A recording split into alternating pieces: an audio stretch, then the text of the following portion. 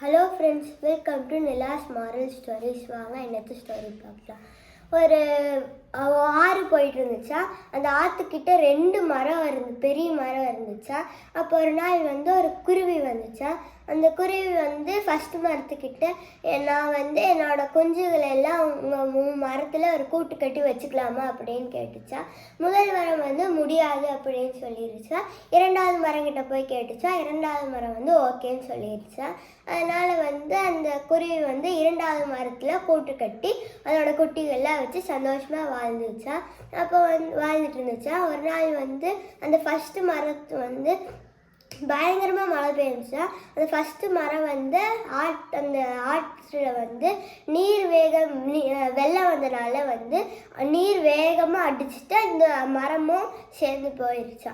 அப்போ அந்த குருவி சொல்லிச்சா, இதுக்கு தான் நீ எனக்கு வீடு கொடுக்க கிடையாதுல்ல, அதனால தான் உனக்கு இந்த நிலைமை அப்படின்னு சொல்லிச்சா அந்த குருவி. உடனே அந்த மரம் சொல்லிச்சா, என்னால் இந்த மரத்துக்கு நிற்க முடியாதுன்னு எனக்கு தெரியும்.